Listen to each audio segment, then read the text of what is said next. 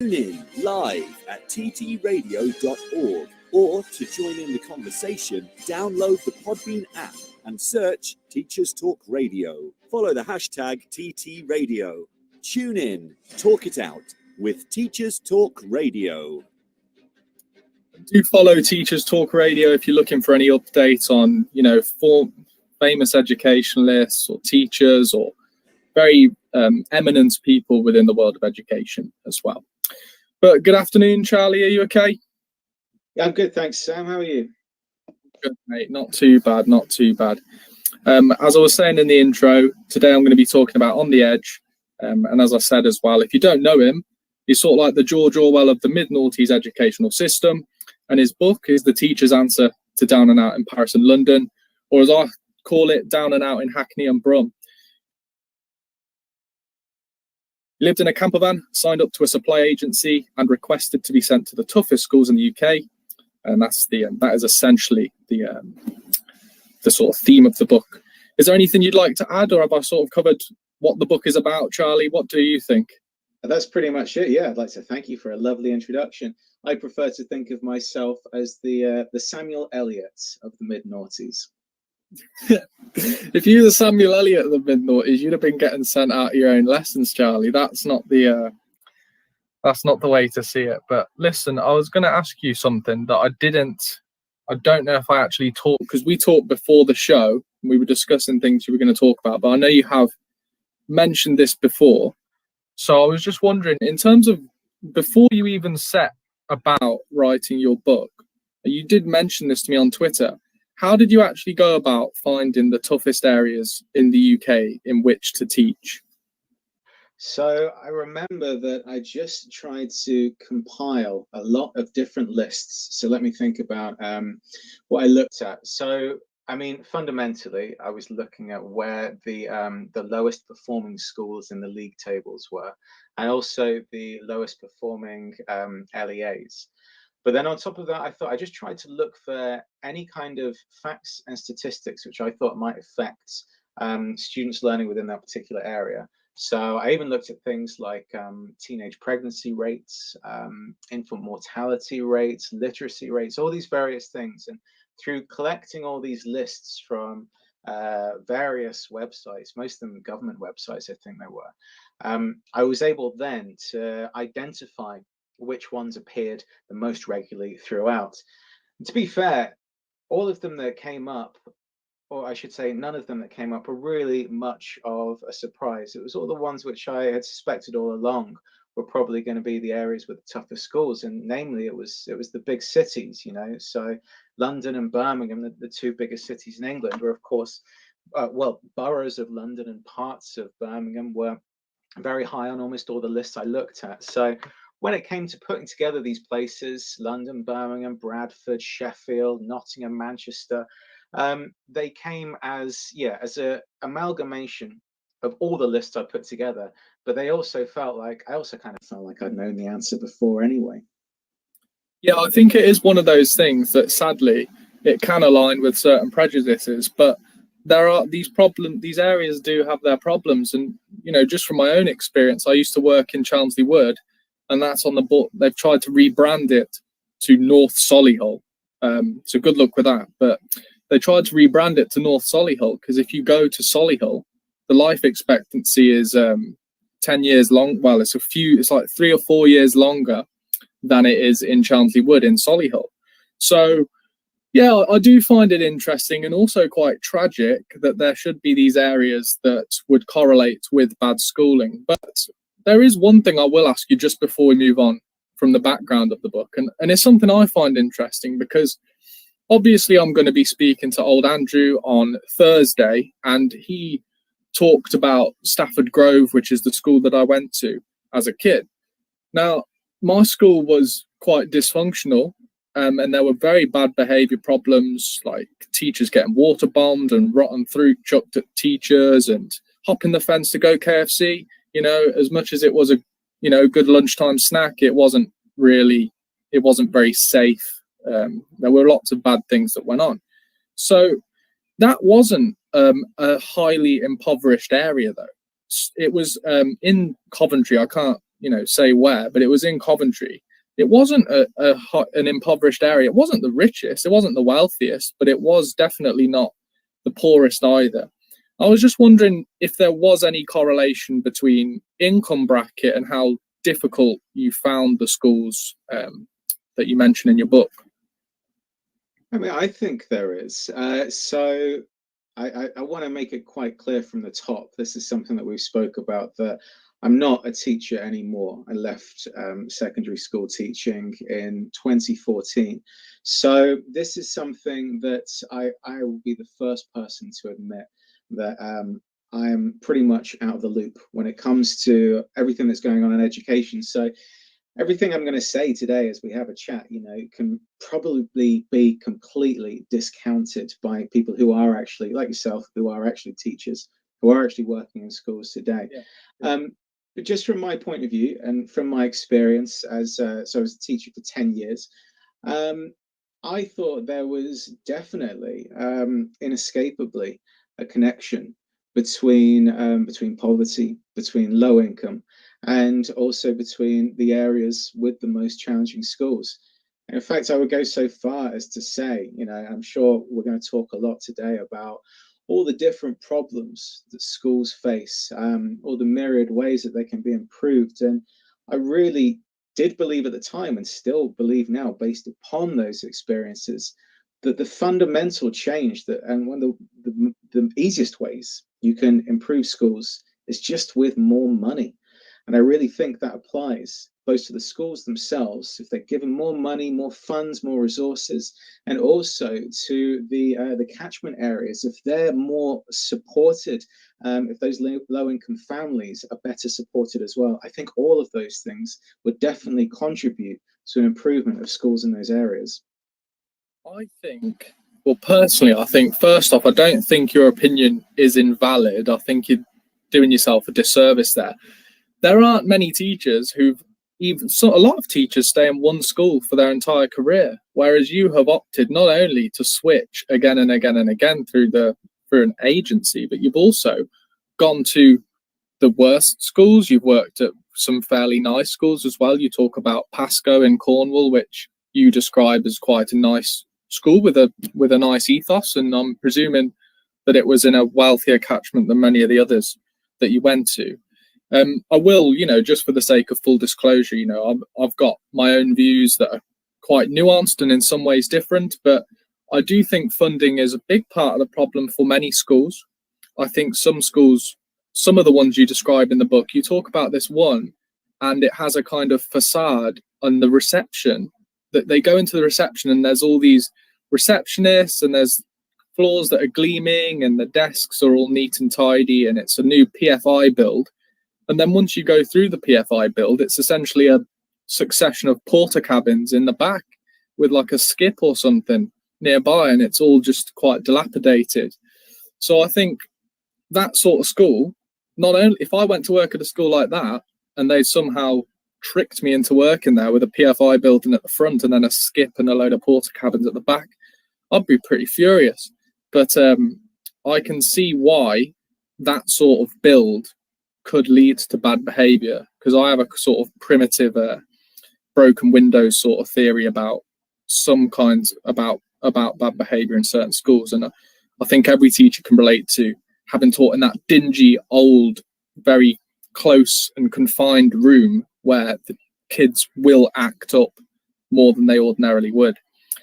So in terms of what I'm going to ask today, then, I would just like to start with, I've got a couple of questions, but one of the questions I really wanted to ask you, I found quite intriguing, is that you talk about you got family in Manchester and you're from Cornwall, so you're a country boy. Is that fair to say? Yeah. So the truth of it is that I was born in Manchester, and all my family are from there, from quite a rough part. I know that I speak like at university. Some of the guys used to say I spoke like Giles Brandreth, which I think is a bit much. But yeah, you speak like him. No, not that. No, I think you're quite articulate, but you're not Giles. Oh, thank God for that. Yeah, but I do come from a very working class background. But yeah, what happened was that when I was 3 years old, my parents moved me and my two brothers down to Cornwall, and so I grew up in a small Cornish village. So we would go back up to Manchester every year to go and see the family, and they all lived in Newton Heath, which is it's starting to gentrify a bit now, but back in the 80s when I was a kid, it was pretty rough. I think I talk in the book about how I was just kind of baffled by looking around at these kids walking the streets with like a hammer in their fist, that kind of thing. And for me, coming from this small Cornish village where I could go out as, like, you know, a 9-year-old boy, I could go walking the streets on my own after dark and be perfectly safe, and then go to a huge sprawling city where my dad, a full-grown adult, wouldn't like to go out after dark. It was quite a culture shock for me, to see the kind of the disparity between those two ends of the country, and those two sort of different levels of safety as well that you can find between the inner cities and the small villages. Yeah, I know exactly what you mean. I mean, it wasn't safe in the noughties, and even especially in the 80s and 90s. You know, there was so much urban decay and blight in certain areas. Even in Coventry, we had a lot of riots around Coventry, in the area where I live currently. It's still one of the most deprived areas, but they had humongous riots in the 1980s where I live in Cov. And even when I was growing up, you know, that's that thing about you saying that you saw a teenager brazenly strolling the streets with a hammer in his fists. That really stuck with me, because some of them kids old Andrew was teaching, yeah, they were brazenly strolling the streets with hammers in their fists, you know. And I just found that image struck me. I found that quite a captivating image. But it leads on to the question, because, you know, you're sort of soul searching in that chapter. And it makes me ask the question, you know, does a teacher have to be a hard man to survive an inner city school? All right. So I think the thing about that question, I think, is... Or hard woman, obviously. Of course, that's implied. Some of the hardest teachers I've met have been some of the you know, yeah. Person, yeah. It all depends on your definition of hard, you know. So for me, when I was talking in the book about, I think I said about my Mancunian cousins were much harder versions of me. What that means to me, to be hard, means to me basically just to be good in a fight, in a physical fight. You know, the kind of person who can just go in swedging and probably quite enjoy it at the same time as well, which is not me at all. And so I think when it comes to my sort of conception of being hard, being physically violent, then I think absolutely no, that's got no place in any classroom, whether it's in a city or not. And I don't think a teacher needs to either be violent or have any kind of facade or impression of someone who can be quite violent. But I don't know, maybe you define being a hard person as something different, maybe someone who's stern, who's intimidating. What's your perception of it? I think I've got quite a facetious definition of hard man, to be honest. Because like I said, I tweeted out a while ago, I said one of the best teachers I ever saw was a little old Irish lady who drove a Dacia Duster. She could barely see over the wheel. She was an excellent teacher, and she was teaching in, you know, quote unquote, the ends. And the kids just listened to her, and they hung on every word that she said. But if you got on the wrong side of her, you know, she would make it very clear, you know, she could be the most wonderful, lovely, sort of nurturing figure in the world. But if you got on the wrong side of her, because she did have that sort of notion that these kids were her kids, in that sense, she took ownership of those kids, she would snap at them and they would shut up, you know, and there'd be tall lads, 6'4" kids, they'd just shut up, you know, and listen to the English teacher, because at the end of the day, she knew she had that level of control. And you know, to add on to the hard man theme again, when I was at that same school, there was a bloke who was about 6'5" and he was huge, and I would walk past his class every day or so, and I felt like I needed a thing of popcorn with me, because stuff going on in that room, he was getting rings run around him. Yeah, he could have been sponsored by Spirograph. The amount of rings he had rung around him, he was not in control at all. But I think that we probably have a similar definition of hard man. I'm not talking Phil Mitchell, really. I'm talking more like just someone who's got a very strong sense of what they're doing. They're not ambiguous, and they will they have the relationships, but they're prepared to put put someone's manners in if they're being rude to other students or to the teacher. Yeah, absolutely. I mean, I'd probably call that a no nonsense approach, you know. And Yeah, I think that's it. Yeah. and I totally agree with you. Like, so in my secondary school, when I was a teenager, the most terrifying teacher was just like yours, really. A tiny little science teacher, this lady called Mrs. Walpole, and she was absolutely petrifying until you got in her class and she had worked with you for a few months, and then you began to see that it all just stemmed from pure compassion. She was the most lovely, fantastic, I think you used the word nurturing, which was perfect for her, the most nurturing person, and eventually became everyone's favorite teacher as well. But you would not cross her, because she I wouldn't call her hard at all, but I would certainly say she had this no nonsense approach. She had this sternness to her, which meant that you would not mess with her. And her lessons, I think, were probably some of the most, like, looking back on it now with my teacher's head on, I think they were probably some of the most successful lessons I was party to when I was in that school. So I was going to ask you as well, when it came to broadly the experiences you describe in the book, is that you'd go into a class and immediately the kids would just disobey. Like, for instance, I think one of the first kids you speak to, she's called Tracy, and she starts swearing at you. You say something nice like, come on, let's get the books out, and then she starts mouthing off at you, and she just runs away, runs around the school. I was just wondering, did you ever get nervous walking into these classrooms? And secondly, what do you think it was that made the children react to you in this way?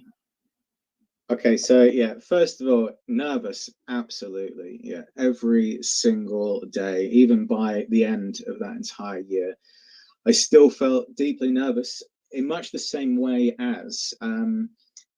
So even though I've been labeled a supply teacher, I taught for 10 years, and only one of those years I was a supply teacher. The rest of the time I was a full-time English secondary school teacher.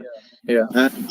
And I always found, even by the end of my career, that like year 9, year 10, going into a new school, or even returning after a summer holiday, I would go in so nervous, you know, my stomach absolutely churning, my head a fog of terror. Like, yeah, I remember summer holidays. I used to come out of them thinking, "Oh God, I've forgotten everything.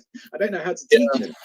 I feel the same, because sometimes I sort of hate the fact I've been on holiday. I almost wish, I know it sounds quite masochistic, but I almost wish I could teach non-stop, just so that I don't have to come back in and be, it's like having the rug pulled out from under you, isn't it? And then you come back, and next thing you know, you're teaching some nonsense lesson and you're not on it. So I know exactly what you mean, but yeah. Absolutely. And I think loads of teachers would probably agree with that. And it's one of the advantages and the disadvantages of teaching. I'll always say about teaching that I was never bored, never once in my entire career, because every day presented something different. And the days just absolutely flew by, and they were always so full of things you can just get your teeth into. That was one of the wonderful things about teaching.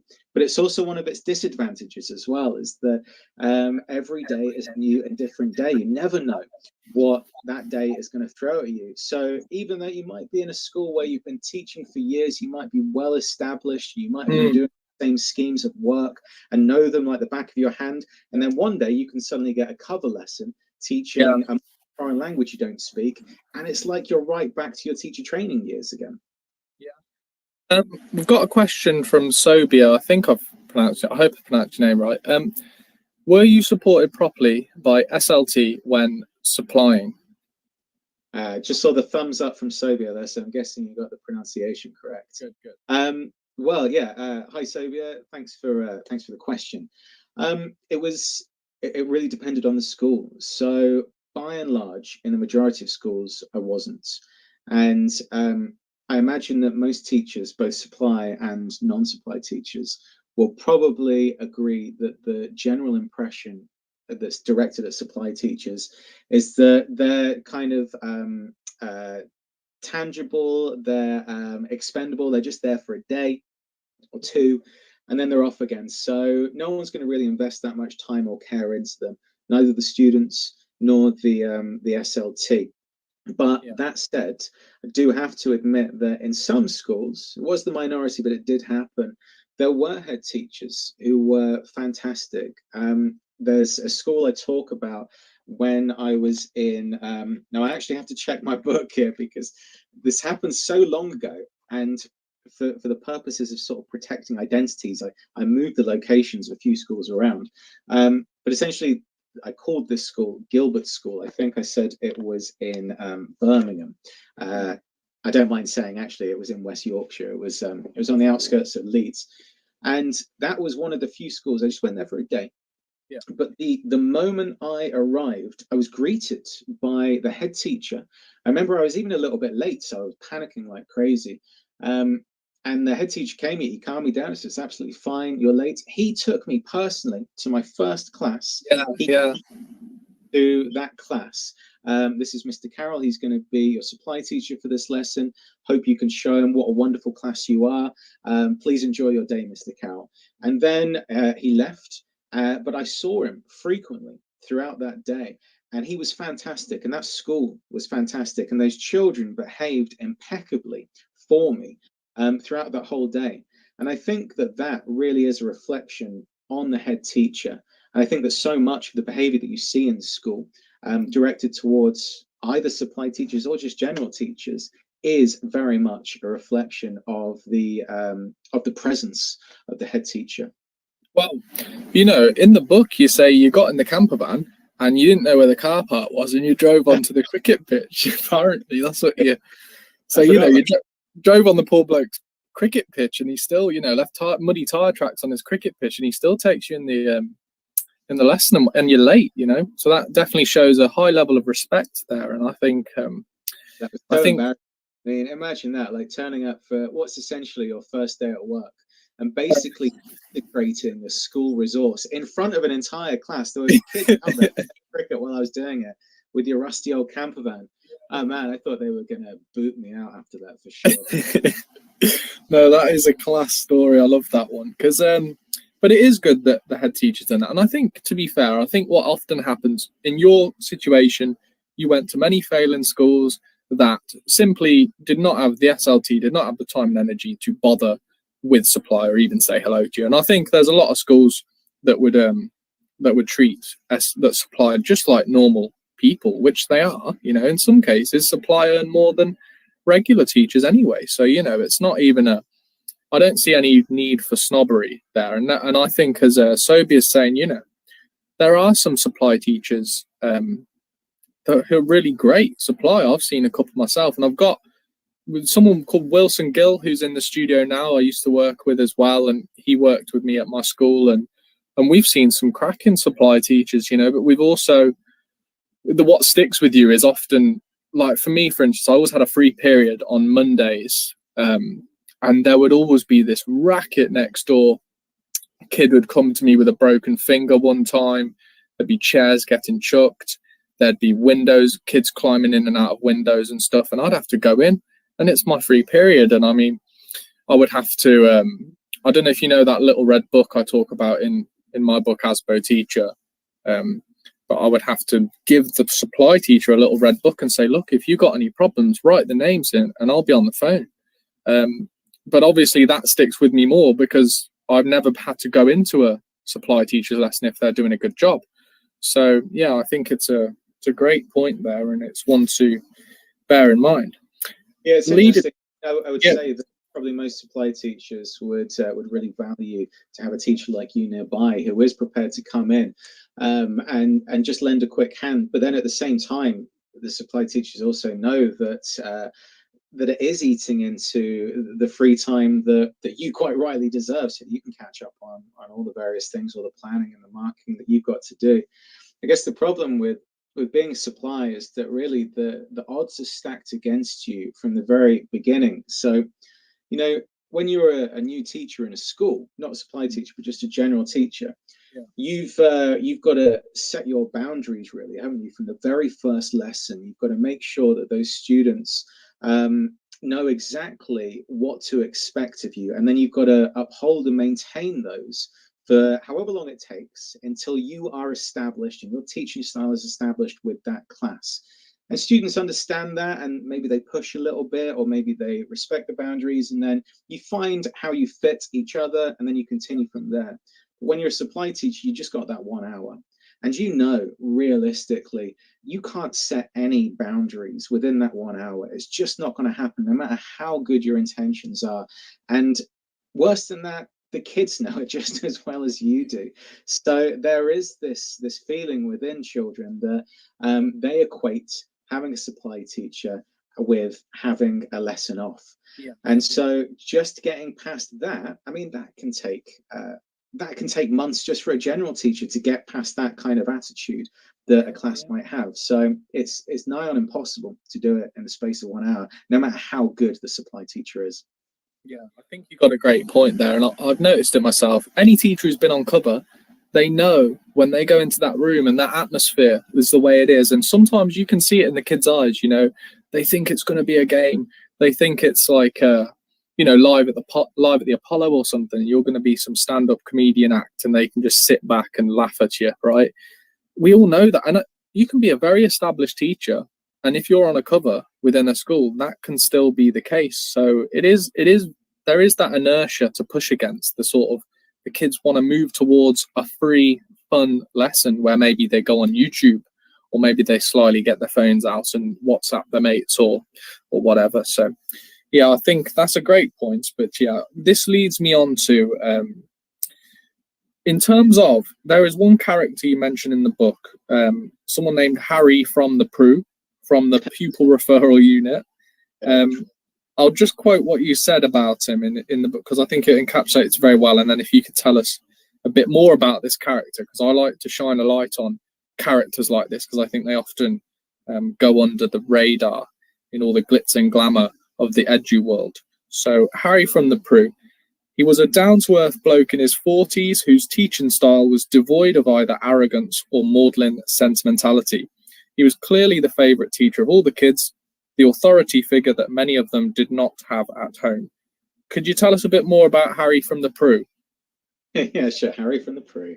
Yeah, so, all right. So I think the thing about Harry, the reason why he was so successful with the students that he worked with was very much the same as what I always thought was the key to teaching.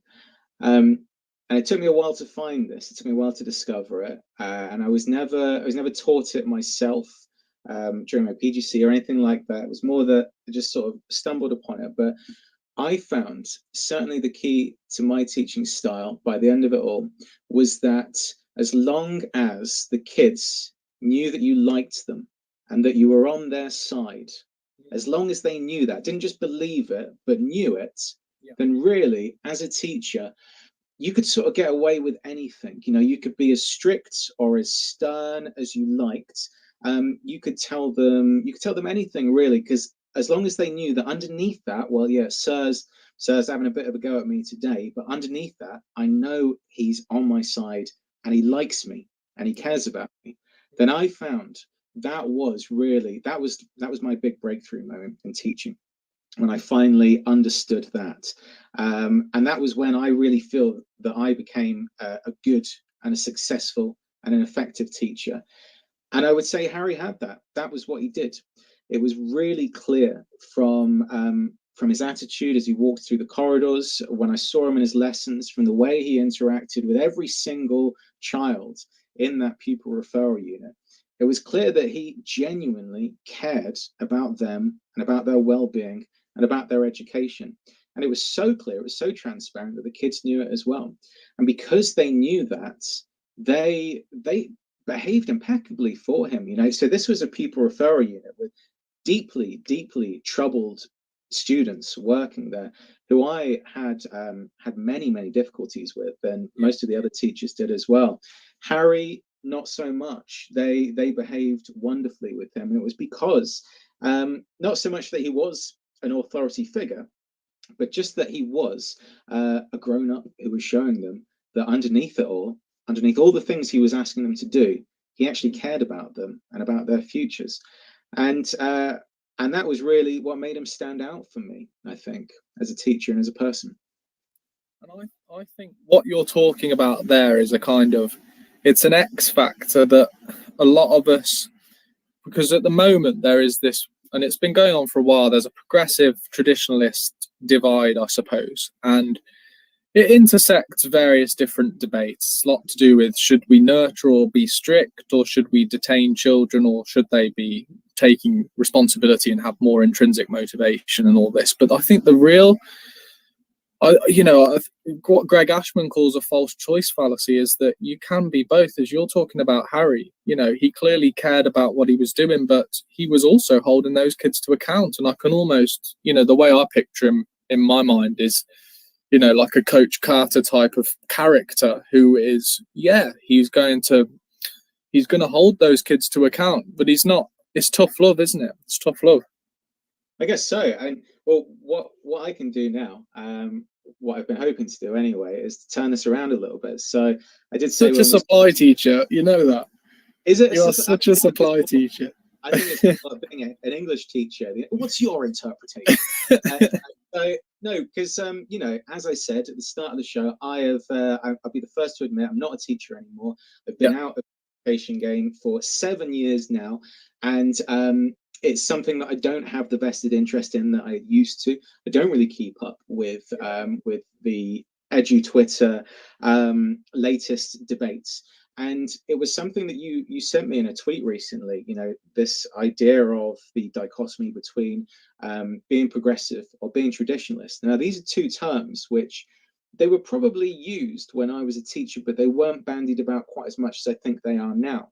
And so I've been trying to think about, well, which one am I? Am I one or the other, or do I take a more holistic approach between the two? I thought, well, actually, what I'm going to do is I'm just going to ask Sam what they are. Can you define them for me? What is progressive and what is traditionalist as you perceive it to be? I think progressive ideology and a traditionalist is an ideology as well, in a way. If I had to define it off the top of my head, I would say that traditionalists would prefer direct instruction with a teacher stood at the front, teaching from, the chalk face or the dry wipe face or whatever they're calling it. Yeah, the interactive whiteboard face. Teaching didactically, and also behavior would be expected to be controlled so that perhaps kids would sit detentions for having done something wrong. I don't think progressives are against that, by the way. It's just traditionalists are a bit stronger on that, perhaps. Certain traditionalists would prefer devices like textbooks to be used within lessons, whereas progressives might argue for tablets, for instance, or those kinds of technologies. Since we're living in the 21st century, they might want us to try and deploy some of what kids would be using when they grow up. The big divide for me, the one that's a bit of a deal breaker for me, and the reason I don't consider myself a progressive, is because group work versus teaching from the front. So I would always teach from the front. I go in questioning, they do testing, but not arduous testing, low stakes testing. I don't compile the results and put up a league table or anything. And I teach from the front. I go in, I'll teach from the front. I might have a group discussion every now and then, but it's very much the teacher in charge of the class. Whereas a progressive might say, you could do a card sort where the kids would work in groups, or you would perhaps have some kind of decision-making exercise where they do, I don't know, if it was Macbeth, they wouldn't do a DME in Macbeth, but let's say it's Macbeth, they might role play, like some kid's going to be the witches or whatever, and Macbeth is, I can't remember Macbeth that well, but you know what I'm trying to say.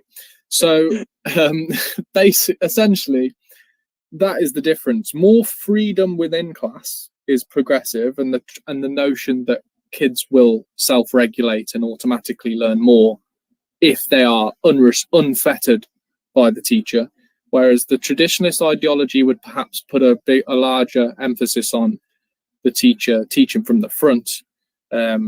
So I don't know where I would consider myself more traditionalist, but those old Harry things you were talking about, with him showing respect and caring, and also I would imagine old Harry had relationships, with the kids. I'd imagine he had great relationships with them too.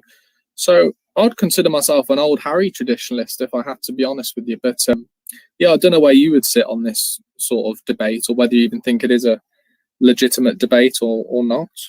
Yeah, it's interesting, isn't it? So I've been trying to think about it.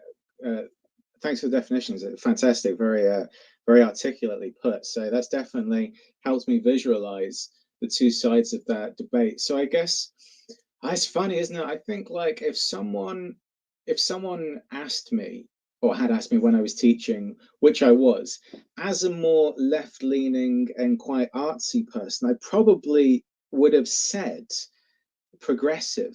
But then I think if you had looked at my teaching style, actually, I think I was probably much more traditionalist. So, like, if we take, for example, all right, so the case study of seating plans. Yeah. So, I've tried so many seating plans. So my PGCE, I remember this very well. It was recommended to us in our second of three placements. It was recommended we tried a different seating plan in each classroom every fortnight. And I did try that because this was what the people who were training me how to teach told me I should do. It didn't last very long because it was, to be honest, it was a ludicrous enterprise, and there were other things that I should have been devoting my time to. But I certainly tried. I tried all these different permutations. And then throughout the rest of my career, there was never, in my opinion, a better seating plan than all the tables in rows with all the students facing me. Yeah. That's what worked best for me. But Yeah. then, yeah, that was what worked best for me. And I think probably, if anything, maybe I would say I'm more of an individualist, if that's even a thing, because that seating plan is what would work for me. But then I would always, any opportunity I got, I used to love going observing other teachers because I found that was the best way to inform my own teaching and the best way to share good practice. I really felt like I got a lot of value out of doing that. And I remember I used to go and observe this one teacher, a geography teacher at one of the schools I worked at, she was just brilliant. But it was like every lesson I saw, for me, was like managed chaos. And I don't know how she managed to do it, but she did. Yeah. She brought all these elements together. And she was like this incredible puppet master at the top of it. And looking at it, I could see what a fantastic lesson it was and how well she delivered it. But at the same time, I knew that it was not right for me, that I could never deliver a lesson like that and do it successfully.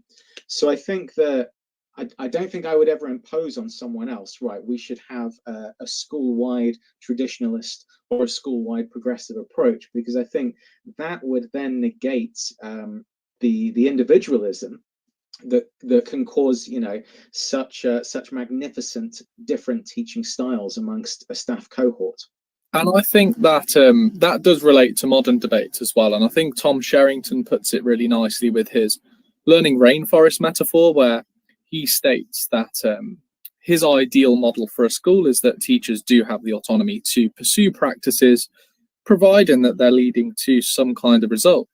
So I think, yeah, I'd agree with you. Teachers, they inhabit an ecosystem. You got to do what works. And if I try group work, watch what happens. I'll get hit in the head with a fidget spinner, So I try to avoid group work unless I need to do it, or if a group discussion is important.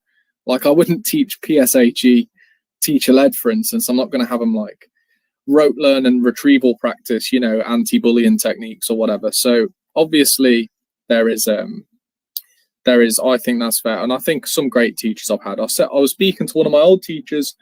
Her name's Janice Taggart, and she was a brilliant teacher who I had for sixth form. And she did allow us to discuss and to debate in English literature. And we at sixth form did find that really, really fruitful and beneficial. I found it excellent. And it taught me a lot, and I got great results out of it as well.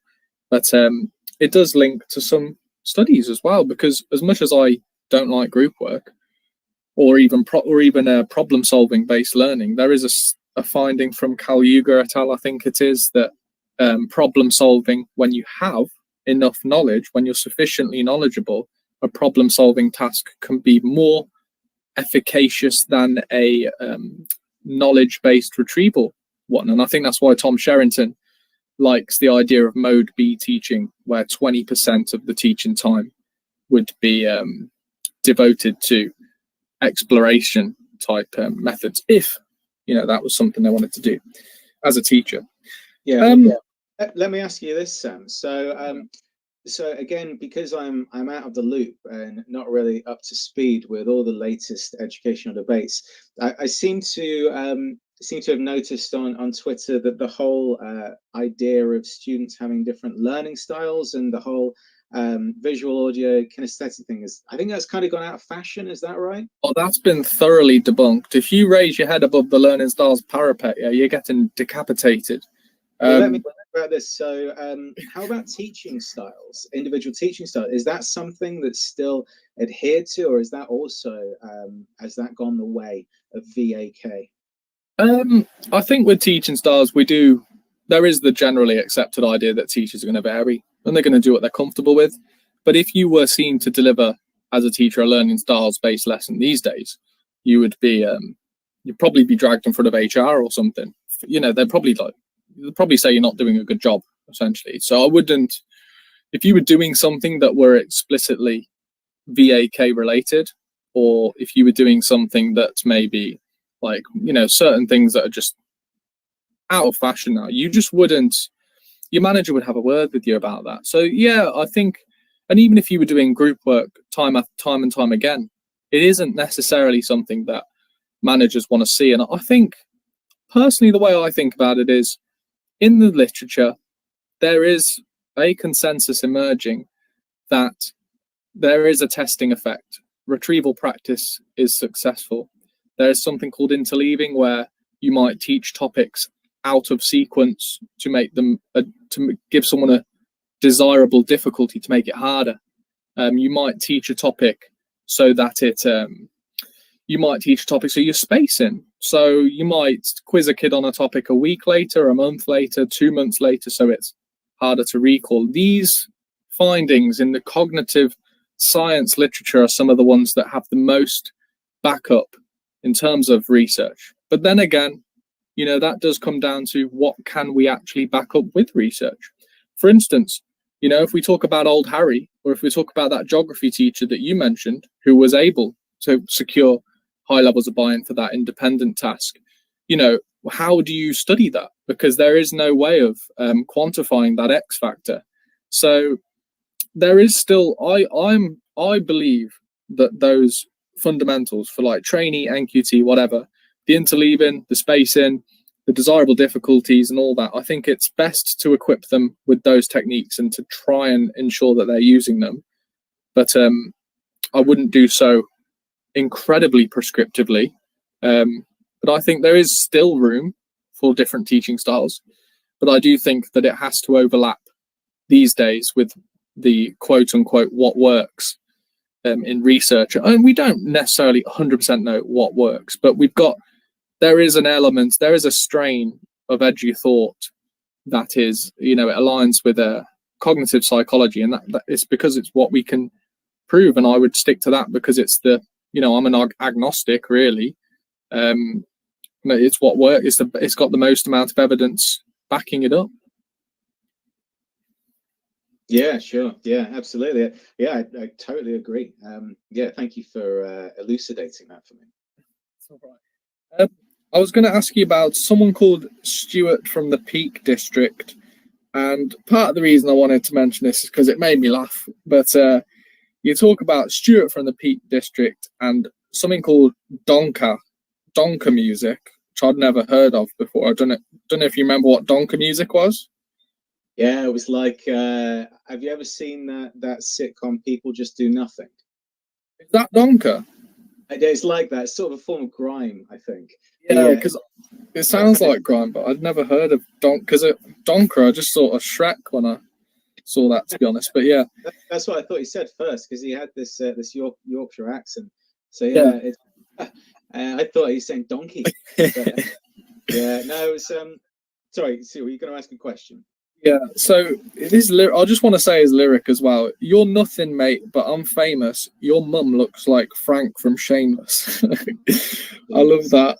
He's got bars. Shout out Stuart from the Peak District. So what my question is, you use this lyric to coach him on his English coursework. And obviously we don't have coursework these days, as far as I'm aware, in English. But do you think that we should ever really appeal to pupil preference or their desire for relevance to encourage them to produce, for instance, English work if they're, disengaged or in a PRU or something like that? Or is it a form of begging it to do that? And did you have any other options when you were dealing with Stuart? Because obviously you used his love of donker music to get him to write a speech about his rap battle or whatever. Do you think that is a good way of teaching, or did you use it out of desperation, or what's your thoughts on that technique? Right. So first, I'll just give a bit of context on Stuart and why I did try and access in that way. So it's funny actually, because I wrote this book. This book was published in 2010, but the journey that it's based on took place in the academic year 2007 to 2008. So we're going back a really long time now, and I remember Stuart very, very well. I worked with literally thousands of students throughout that year across the country. And he's one of the ones that just stands out so much, so vividly, because he was such a wonderful character. I had a lot of time for Stuart. Yeah. So kind of as I've been preparing for this conversation you and I are having now, I sort of revisited the book again, which was a very strange experience. And actually, I should thank you for prompting me to look back at it, because I haven't for a long time, and I haven't thought about it for a long time. And I was reading that section with Stuart last night, and I was reading it in bed, and there was one bit where I just burst out laughing, I even woke my wife up, who was asleep next to me in bed, and had to apologize. I know it sounds conceited. I wasn't laughing at my own writing. I was just laughing at these memories of Stuart. So that thing you say where he gave me his lyrics from his epic donker rap, but also the first time I ever met him. So the thing about Stuart was that he so actually, I don't mind saying this is another one where I changed the location. It wasn't the Peak District at all, actually. It was in the Yorkshire Dales. And I changed it because I thought if I revealed that, it might be a bit too easily identifiable who he was and where he was from. Oh, it's not going to be like Plan B or someone, is it? It's going to be some famous rapper, isn't it? I don't know. Who knows? Yeah, he might be big now. Maybe he is. What's his name from People Just Do Nothing? MC. yeah. MC Grinder. Yeah. So he had been in a mainstream secondary school, and he'd been caught dealing drugs. So he had been excluded from the school. But because it was in the Yorkshire Dales, there were no pupil referral units nearby. So the next provision for him as an excluded pupil was actually to go to this tuition centre, which was based in this town in the Yorkshire Dales. And the tuition centre was actually supposed to be really for pupils who were school refusing. Yeah. So the majority of students in there weren't many. There was maybe like a dozen kids who went to this tuition centre. Most of them were there because they had sort of extreme anxiety issues, which meant that they just couldn't cope with that amount of people that a mainstream school has. So instead, they would go to this tuition centre as an alternative. But because Stuart, even though his kind of his crimes, he had broken the law genuinely, because of those, he should have gone to a pupil referral unit, but there wasn't one in a travelable distance for him. So instead, he went to this tuition centre, which was fine for him. He wasn't badly behaved. He wasn't what I would think of as a problem student in any way whatsoever. But he was a drug dealer, and he was also, at least when I knew him, he abused marijuana quite heavily as well. And I just remember the very first day I met him. So I went there. I was kind of got on board to go in and try and get him to complete his English coursework folder. So like you say, not even doing that anymore. I think it's all controlled assessments now instead of coursework. But at the time, for the AQA exam board, if students completed their coursework folder, then I think that contributed to about, was it 40% of their final grade? So the better their coursework could be, the more chance they had if they maybe screwed up their exams. So I was sent in there to work with him, get his English, literature and language coursework completed, and then that would stand him in better stead when he came to his exams at the end of the year, because he was a year 11. And yeah, just that first time that I met him when he came in the first morning, he was absolutely baked, just completely caned. And he came in and we were all sat around. So the other staff were mostly middle-aged ladies, just very kind, lovely, sweet women. And we were all sat around having a cup of tea, waiting for the students to arrive. And he sort of barrels in through the door, looks at us in pure astonishment, and then says, what was he said? It was, he said, "Oh, I see you're all having a coffee morning. Where were my invite?" And then just this like high-pitched hyena-like laugh, which was so powerful, it bounced him off the walls and then out the door, and he was gone again. I didn't see him for the next 2 days. And he just had this, this incredible character to him. So when it came to working with him, I really enjoyed working with him. He was, he was a good bloke, essentially.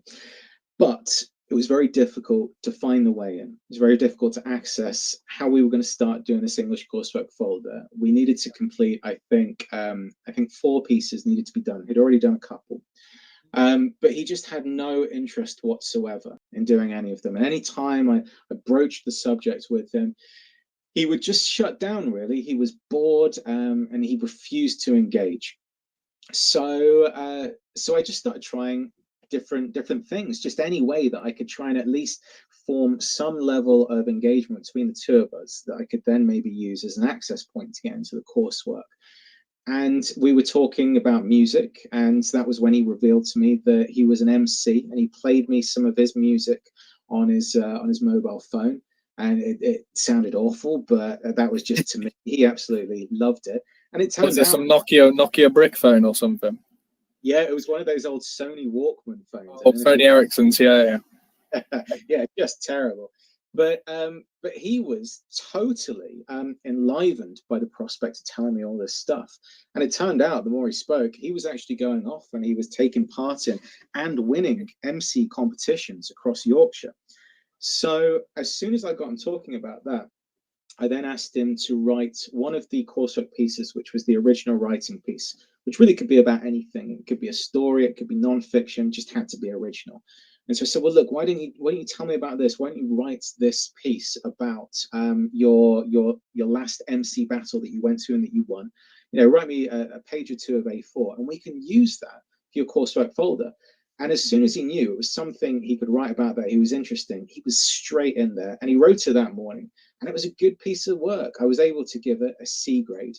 And as soon as he saw that he had completed something that was viable and that had got a decent passing grade, that was his way in.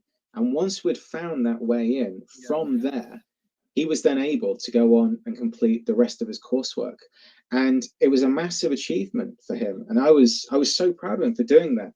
And I know that, again, we're talking about, you know, some of the things that you might see on Edu Twitter, the debates. And one of them I've seen and never got involved with is this whole idea, you know, should we be teaching Stormzy or Shakespeare, all that sort of stuff. And I suppose you could sort of apply that to this whole story I'm telling you about Stuart and about his music and about how we used that for to complete his coursework folder. But I don't think for a second that it was a form of begging it. I don't think it was a form of dumbing down or pandering to him. I just thought it was a form of getting what we needed to get done, which was his coursework folder. We had an educational objective. We had a time that we had to reach, and we reached that. And we went about it through a slightly unorthodox way, but that didn't matter so much because at the end of it, the means, what's that phrase? The end justified the means? The end justified the means, I think. Yeah. And I think, look, the only thing I will say, I can't believe you give him a C for you're nothing, mate, but I'm famous. Your mum looks like Frank from Shameless. Yeah, that's at least a B+. Yeah, so Shout out Stuart, yeah. The only reason I brought that up as well is because I was in some little rap crew myself, and I had some stupid lyrics. And then when I read that, it just made me it made me think of the days of my little crew in the park, and we had a little, you had the old strongbow can, and you'd have a rap battle, and that was it. That was your Friday. Well, you'd have a few strongbow cans. I can speak on behalf of every single person listening. We want to hear some of those lyrics right now. You want to hear? Okay, I got one like. Well, I'll never forget it yet because it's burnt into my memory. But my lyric was essentially this lad was from some other crew, and he was saying he was gonna murk me. Yeah, and I was like, you think you're gonna murk me? No way. And I got some new. I'd got some new trainers. I remember the trainers as well. Air Max trainers. I was wearing them to part. They were blue, like toilet duck blue. Air Max trainers, yeah. Anyway, went to the park. He starts rapping about how he's some heavyweight or whatever. I said, listen, mate, you think you're a heavyweight? For heaven's sake, your mum ate a whole wedding cake. And the park just went ballistic, yeah. And it was just he went bright red, and that was it. I'd won the battle, and people still talk about that battle in St. Margaret's Park to this day. Some people say to me, Sam, do you remember that time you said about the wedding cake to that lad? And I'll be like, yeah, I'll never forget that. But I'll have one more that I'll just, because if I'm gonna rap, I'll do a little bit more. So my one lyric was that I always started off with. I said, you can see how I do this. I'm like Jesus, you're like Judas, but I don't get hung on a cross because I leave you with a lisp like Jonathan Ross.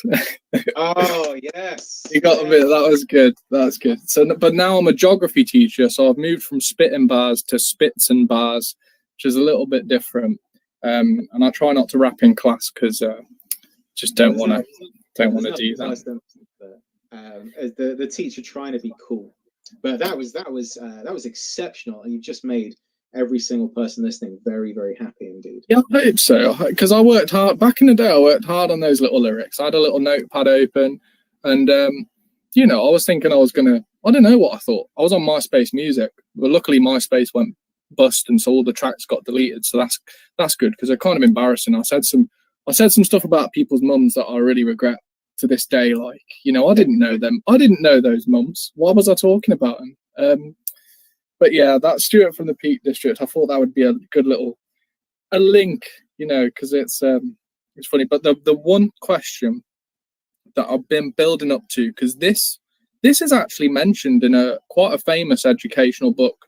Well, yours is more of a sort of, yours is like autobiographical. This is like quite a famous like a scholarship, a work of scholarship, Progressively Worse by Robert Peel, which is a book about progressivism in the noughties, and what the thesis is that schools got progressively worse because of progressive teaching methods.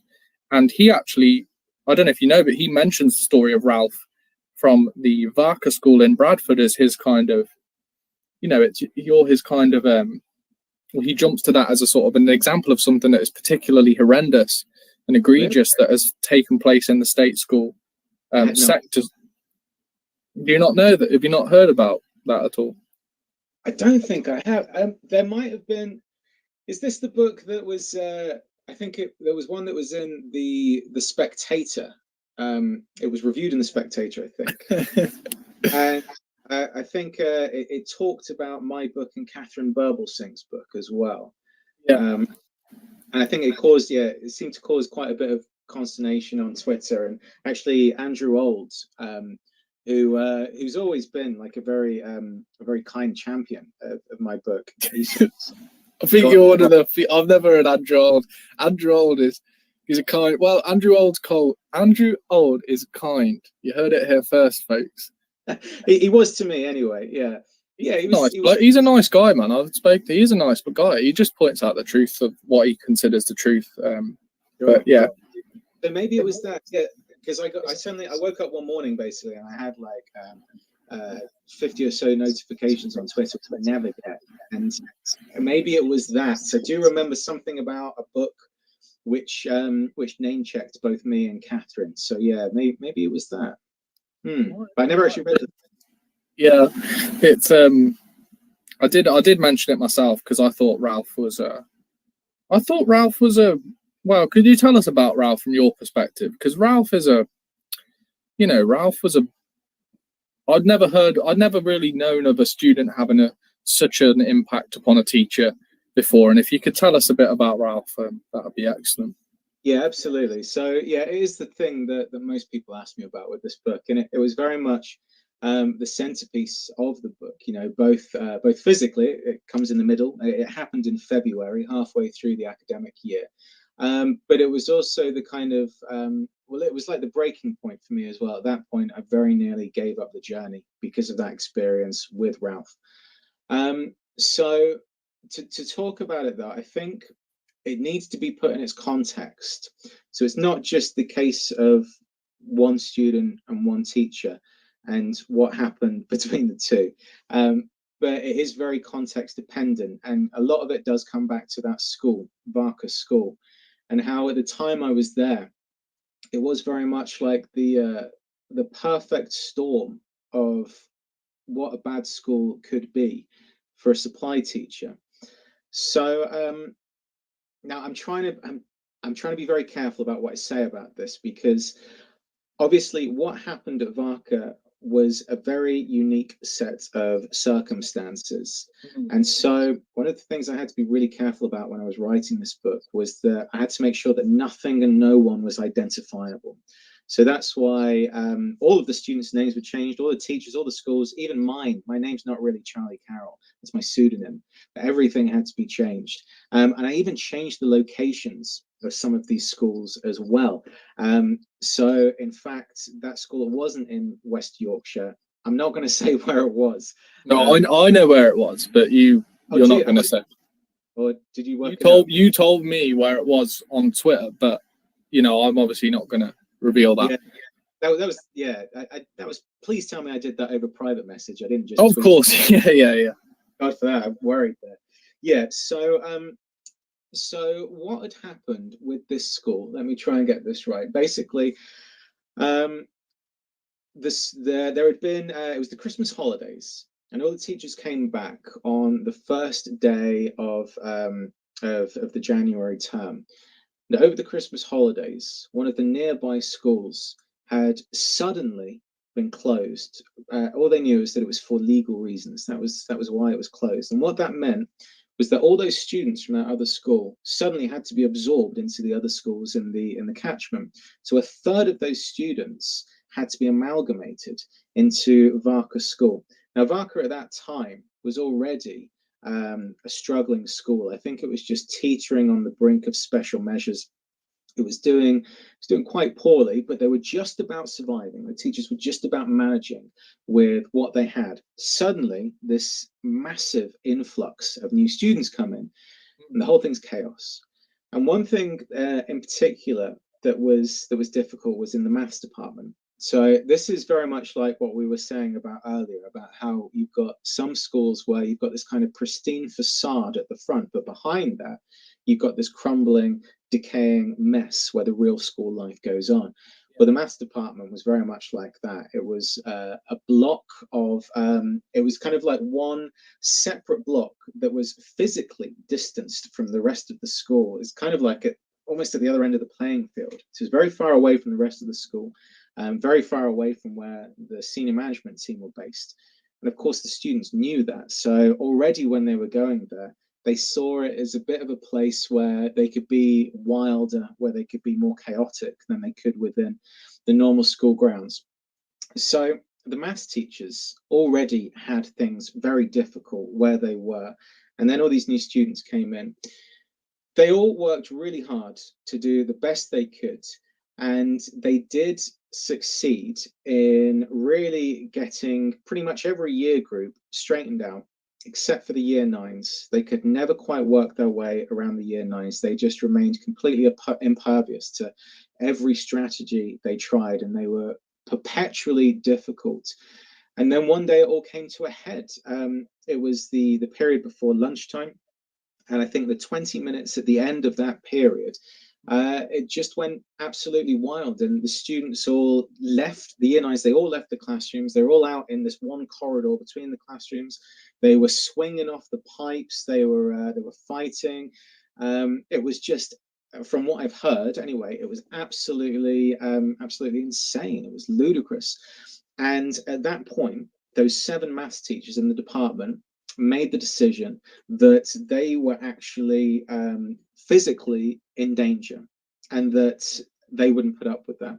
So those 7 maths teachers, they left the department, they walked over to the main body of the school, and one of them went to speak to reception to request they call the police because of the levels of violence that were happening. They thought the police needed to get involved. The others went to the senior management team's office to get the head teacher and the deputy head, etc.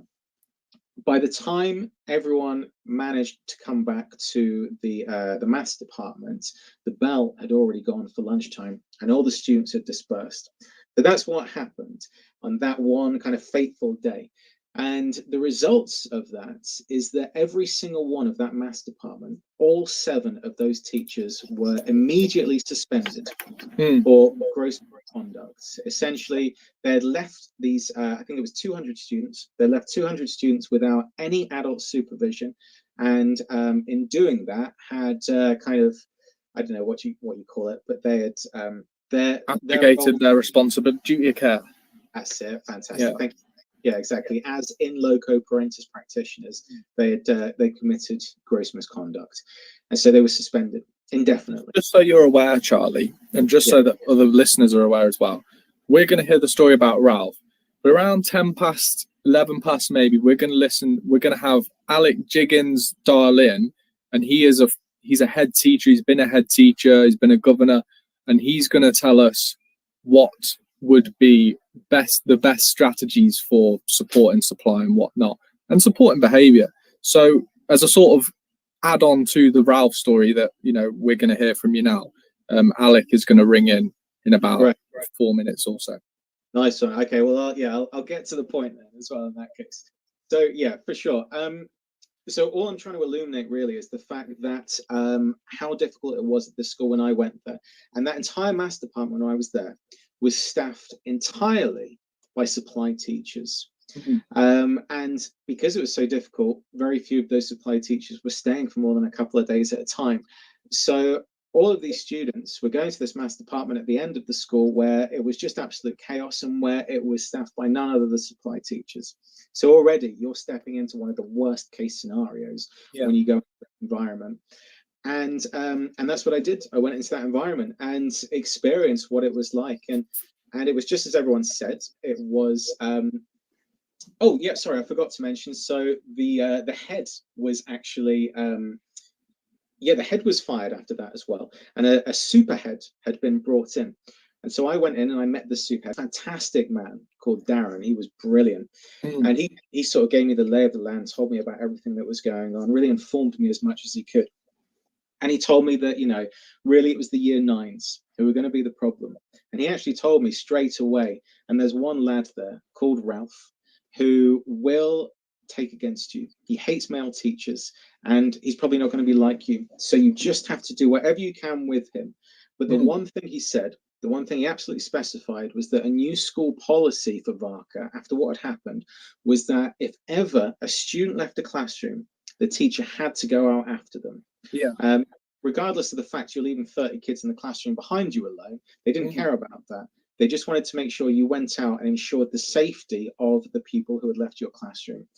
So started working with Ralph. Yeah, immediately he hated me. In fact, I would say he probably hated me far more than any other teacher there. It was one of those immediate clashes which sometimes happens between teachers and students where a student just doesn't take to you at all.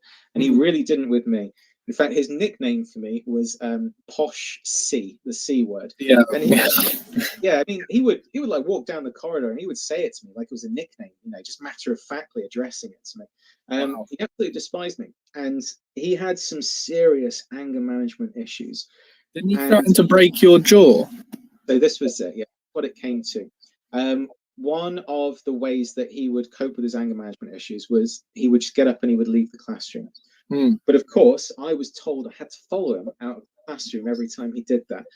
So each time I did, that would just anger him even more. And that must have happened about a dozen times or so until the fateful day came where I followed him out of the classroom, asking him to return. and he was slumped down on the floor at the time. He jumped up to his feet, came right up to me, and said that if I didn't get out of his face, he was going to break my effing jaw. And at that moment, I looked in his eyes, and I believed he was going to do it. Yeah. And it's the only time in my whole teaching career that I've ever believed that. I've been threatened a number of times, and every single time, maybe you're the same. You look in that student's eyes, and you know you're not going to follow up on this. It's all right. It's just a loose threat, or you're fronting, or you're just trying something out, but you're not going to do anything. This was the only time where I looked at him, and I knew if I stayed there for a moment longer, he would have hit me. And so I backed away. I think I even apologized. I had my hands up. I remember like supplicating as I backed into the classroom, and I left him. And unfortunately, what that meant was that he won, basically. He had fully undermined any semblance of authority I had within that classroom. And from that moment, I completely lost him. And from there, he knew that whatever he said to me, he would get away with, because he wasn't disciplined in any way whatsoever for that. We had a meeting with the head teacher and with the acting head of department, in which he was just rude and surly. He promised he would never say that to a teacher again, but he never apologized. And from then on, I just had no control over him whatsoever. And by extension, I also had no control over the rest of that class. I remember the day I decided I couldn't stay there any longer was the day when I was walking down the corridor. He was stood there with his friend Sam, and he looked at me and he flicked his hand at me like you would at a waiter. And he just said, "Go on, keep moving." And I realized then that I can't work in a school where a student can talk to me like that. And I went to the head teacher later that day and I told him I was leaving. That for me is a very hard-hitting story, and obviously, as you say, it's a very special set of circumstances. But what I wanted to do is Teachers Talk. We're all about talking it out. Now, you know me, I've put my cards on the table. I am a traditionalist in many ways, and the reason is I can hack behaviour very well. My behaviour management I've worked on it for a long time, and I don't really have to give detentions myself. I don't really, because I do have certain methods, and you know my book, like I got certain techniques that I use. But yes, there are some teachers who, and I'm not lumping you in this bracket because you were at the toughest schools, right? No, not Ralph. The toughest schools. And there are some teachers, I just look at them and I think, I don't want those teachers to have to suffer, and I do think, for my sake, I think centralized detentions, for instance, would be a good policy, right? In many cases, I think, for instance, that, you should sanction bad behavior when it comes around. But there are other strains of thought that I want to talk about and explore. So what my plan is there is a head teacher actually who is ready to ring in and to tell us what he thinks, and also to speak. Well, I want your opinion as well, Charlie. That's very important on this topic as well. So Alec Jiggins was a head teacher, and he was governor currently, I believe, and he's about to ring in and speak to us about what his approach to behaviour, supporting supply teachers, and obviously, I will also be hearing from you at the end as well, Charlie, just to cap it off, if you agree with Alec Jiggins and myself and what I think. So if Alec, if you're out there and ready to dial in, please dial in, and I'll be happy to hear from you.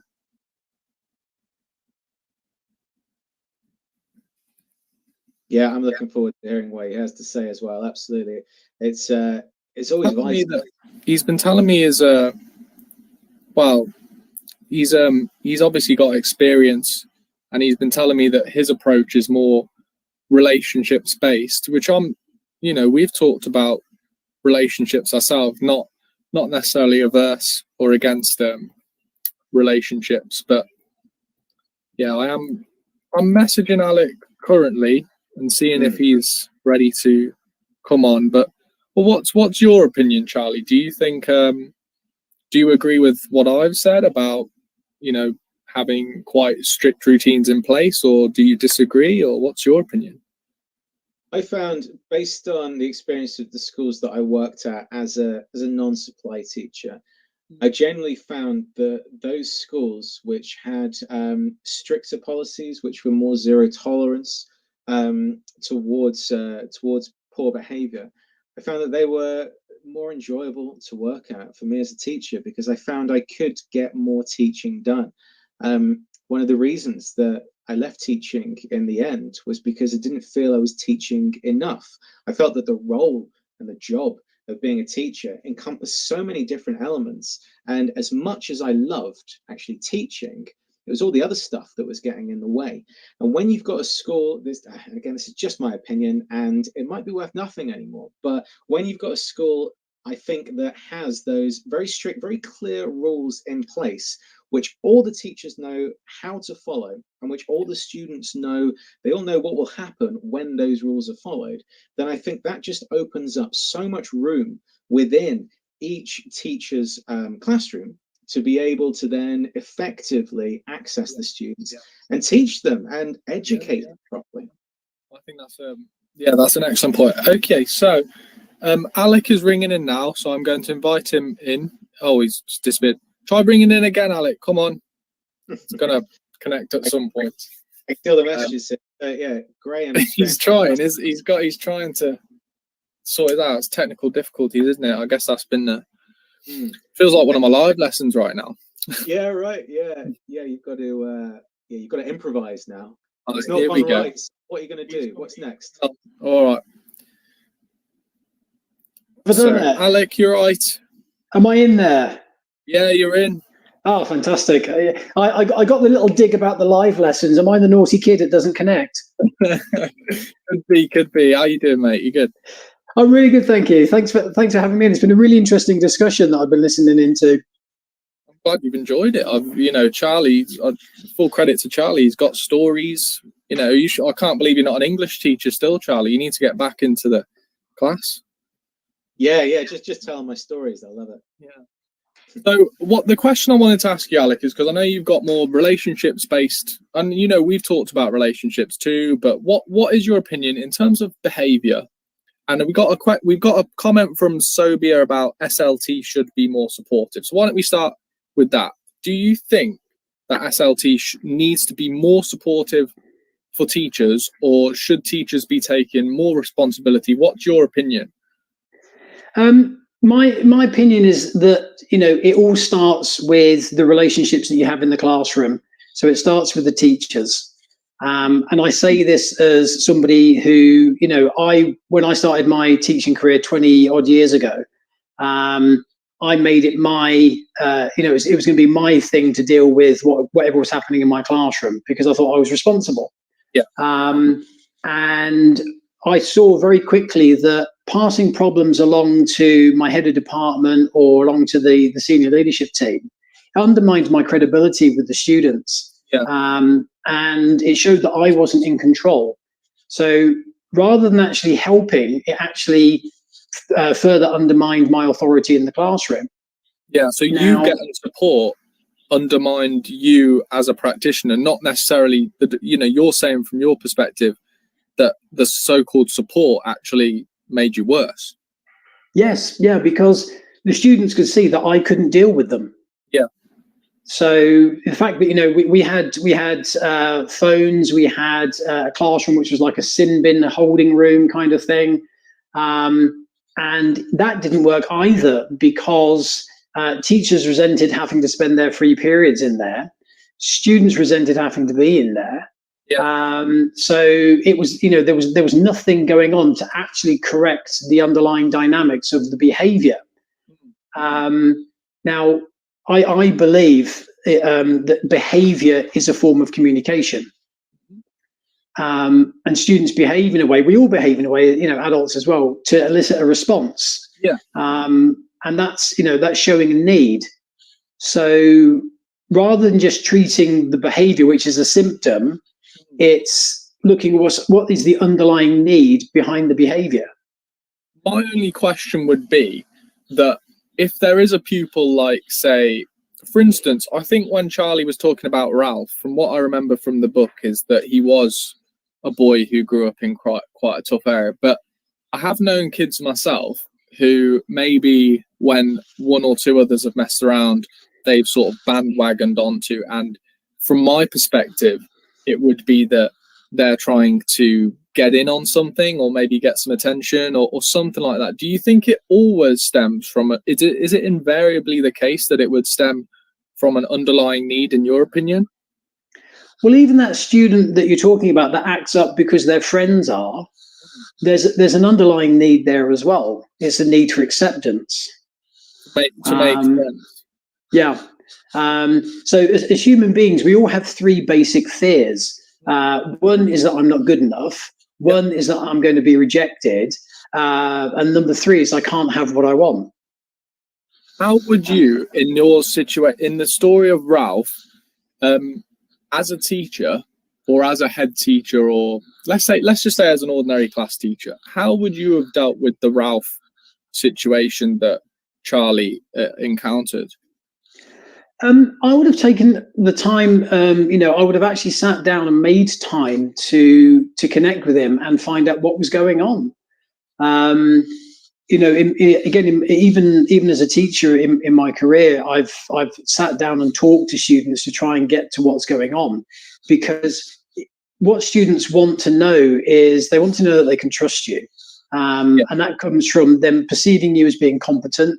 They're perceiving that you're sincere, and that you genuinely care. And when you show that to students, even the most hardened students who are habitually underperforming and poorly behaved, will start to connect, because you're actually showing them that you care and value about, you're placing value on that relationship. Whereas I think a lot of the communication can be quite transactional. I'm a teacher, I'm telling you to do this, or I'm a school telling you this is how you need to behave. Yeah. Whereas if we shift to a relational level of communication built on trust, then it's like, this is how we do things here. I'm sure you've all read Paul Dix's book, it's When the Adults Change, Everything Changes. A lot of people read that. Yeah. It's not about us as teachers, and I say this to people, it's not about you, it's about them, it's about the students. The only thing I would say, Alec, is that, so when we're thinking about, me and Charlie, we've been talking about relationships for a couple of times, and I'm a really big believer, because there is a debate, and I've said that I'm quite a traditionalist in my outlook, but I don't like it when people dismiss relationships as though a subject can be taught without it. I would never, if a pupil came and spoke to me at lunchtime or break time, I'd be more than happy to give them the time of day, and if I didn't, it would make my job harder. I definitely agree with you on that. The only thing I would wonder is, in the case of Ralph, in the case of Charlie at this Varka school, he describes the school being relocated and 7 teachers sacked for gross misconduct, and every staff member's a supply, and they're essentially in this kind of this zone where there's so much misbehavior that you wouldn't have, as you say, set aside the time to speak to the student, but they wouldn't have the time simply because it's so widespread. At that point, what would you say about how the teacher should approach their role, and what do you think about SLT in that situation?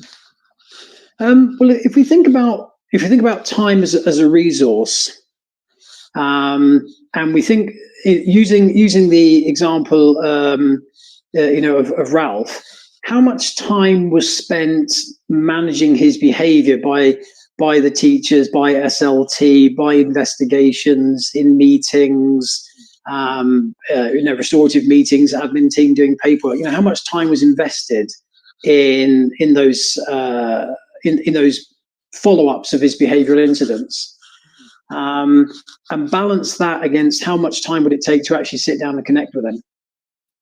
Yeah, I think there's definitely, like I say, teachers do connect with the kids, and they should do that. But the whole dichotomy about subject first, relationship first, that's another one for another day on Twitter, I suppose. But Tom Rogers is asking whether you think the approach might be context specific or not. So is relationships a negotiable, or do you think relationships is a non-negotiable?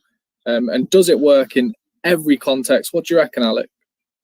I would say it is contextual, but you have to make it your context. I've taught in inner city schools in Stoke-on-Trent. I've taught in top international schools. Children's behaviour is a form of communication about what's going on in their life, and when you develop those relationships and understand it, it's all contextual. So I would say it comes down to, what do you want to focus on? Do you want to focus on a particular dot, or do you want to see the bigger picture? And where do you want to invest your time? So I would say that I would prefer to invest my time in building relationships. And again, I talk about establishing a culture of this is who we are and this is how we do things here, rather than behavior management, because behavior management is automatically just in the language focusing on managing bad behavior. Yeah, and I think, when we go through the whole prog trad traditionalist whatever divide thing, when you listen to Barry Smith, for instance, I imagine if you were speaking to Barry Smith, you might have certain disagreements with him, but if you listen to his podcast, for instance, a lot of what he says, and I was surprised when I was listening to it, it is very similar to what you say. He has this culture where the kids will smile, say hello, he's got time for the kids, he deliberately, he really emphasizes the relationships as well. And I think that's just exemplifies how sometimes we dichotomize the debate. And for you, for instance, the relationships are foremost and the connection is foremost, and you would always make the time for that. But I think for other people who would perhaps be seen immediately and sussed as a traditionalist might also believe that relationships are important too. So I think, we've probably got more in common in some ways, but there is just one comment. I'm just going to read it out to you. So Andrew Farmer is saying that Ralph's teacher said his very presence provoked Ralph. How would he have been able to connect with him in this context? Well, that's a really good question. So again, if you look at the timeline of the relationship that was developed with Ralph, when Ralph said that the teacher's very presence was provoking him, was that at the beginning or some way into the relationship? Pretty much immediately, because Ralph and those kids, they'd taken over that bit of the school and the teachers had gone. I think pretty much straight away, Ralph had started calling him posh, the expletive. So yeah, what would you say in terms of that context? What would you say? Again, I think there should always be the attempt to establish a relationship and change the setting, make it a less informal. Go for a walk around the school campus, sit out on a bench in the school grounds. There are different ways to change the context and the dynamics. Maybe there were other students present, and Ralph thought that he was going to play up and show his assert his authority with the teacher. So it's looking at what is the need underlying the behaviour, and then addressing that need. So again, without knowing Ralph and the context and everything, I couldn't say what the need was, but having those conversations and trying to establish those relationships and giving it a chance. I think you have your perspective and I do have a slightly different perspective, and I think what I'd like is if at some point I probably will try and have you on again at some point, Alec, because you've been a great guest and you're very calm and willing to give us your views.